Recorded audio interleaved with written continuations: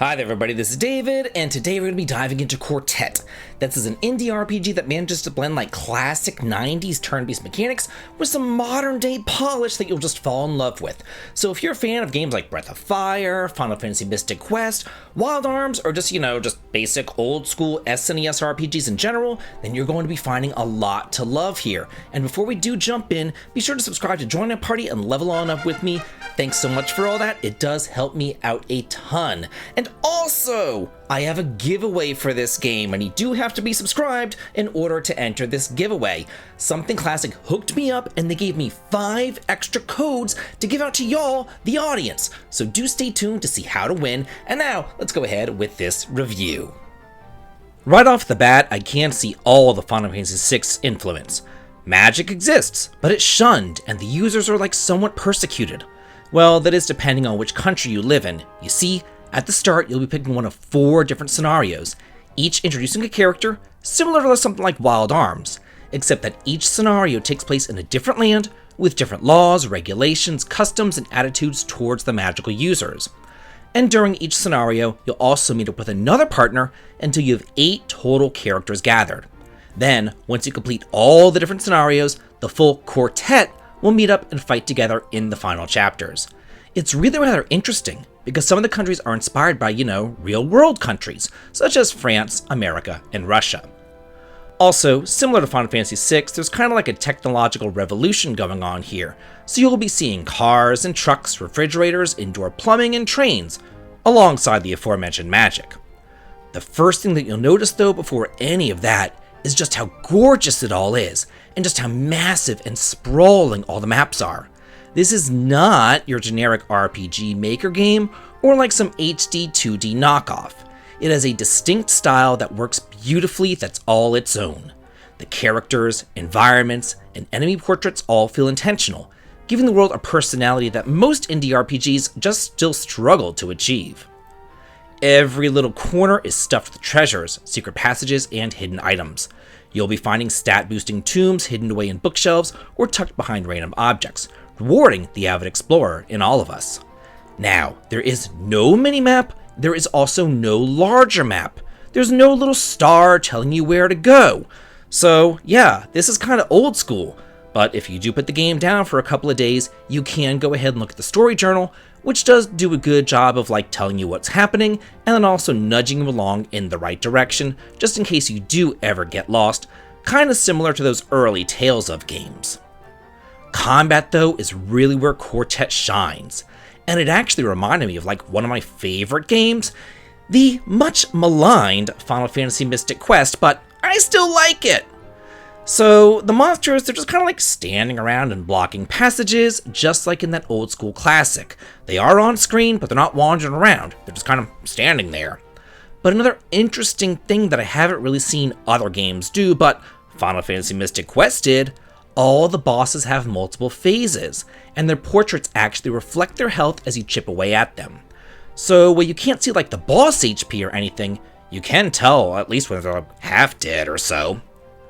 As the game's name is Quartet, you should know that you can have up to 8 different characters in your party, but only 4 of them can fight at the same time, though you can swap them out between the front and the back rows freely in the middle of combat.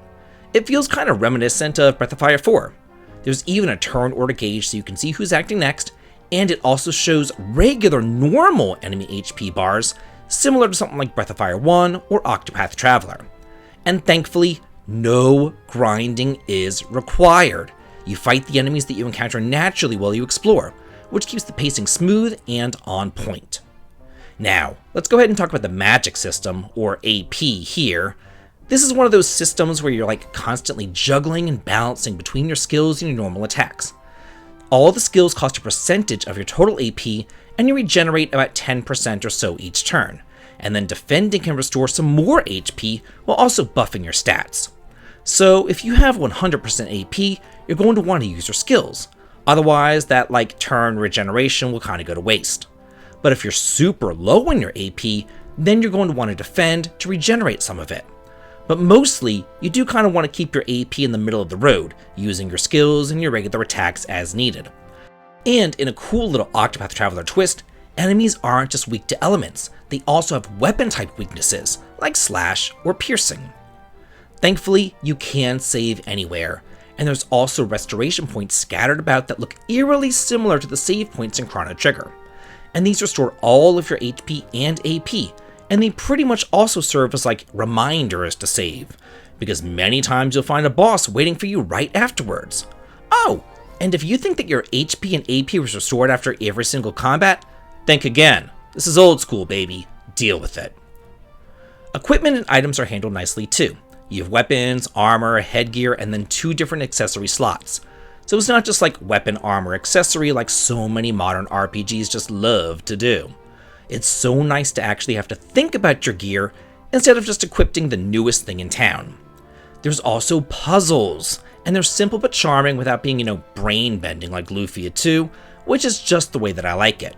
You'll have block pushing, mirror image puzzles, right out of something like Dragon Quest IV, and even like a little triple triad styled card game for whenever you need a break from the main quest, just like Final Fantasy VIII. It's those kind of little touches that make the world feel lived in, and then also makes you smile whenever you stumble across it. Now, Quartet isn't exactly a long game, it's roughly 20 or so hours, and a lot of people do knock JRPGs for being very linear.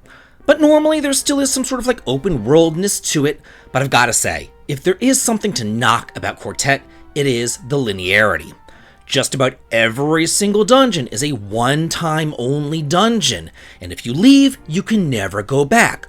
All the treasures are one-time only missables. You're constantly pushed in a forward motion, never able to go back and return. And those enemies that just kind of like stand still, that's because there are forced fights, and there's no way to grind or have like more enemies appear. So similar to how like Final Fantasy XIII was a hallway up until you got to Grand Pulse, it's the same here. Up until you're given the airship, you're really just pushed in one forward motion, which is like 90% of the game. That's not to say that it isn't fun, because it still is. I just kind of wish that there was more freedom, more freedom to go backtrack, to go back through the dungeons, to really explore the world map at your leisure, but there just isn't. Oh yeah, those codes that I mentioned earlier in the review. Let me tell you about those. All you have to do to enter is just tell me what you like so far about Quartet, and also what you like about your favorite retro RPGs. That's it.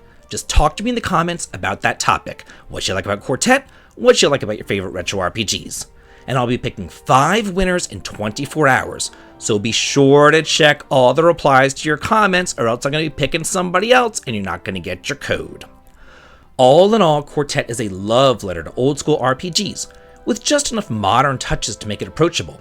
Exploration, combat, puzzles, and storytelling all work together to create a satisfying, yet strategic experience that rewards curiosity, careful planning, and attention to detail. And if you love turn-based combat, large maps full of secrets, and a world full of different cultures and political intrigue, then this game here is definitely worth your time. It reminds me why I fell in love with these games in the first place. This is one of those rare RPGs that makes me feel like a kid again, exploring huge maps, discovering hidden treasures, and carefully planning every single battle like a slightly neurotic strategist. It's nostalgic, but it doesn't feel stuck in the past, and it's challenging, but it's also not frustrating, and it's totally stylish without trying too hard. So if you're in the mood for an old school throwback, then Quartet has your back. Just don't blame me if you end up hooked. I do hope that you all enjoy it, and I also hope that you win the code. Have a good day.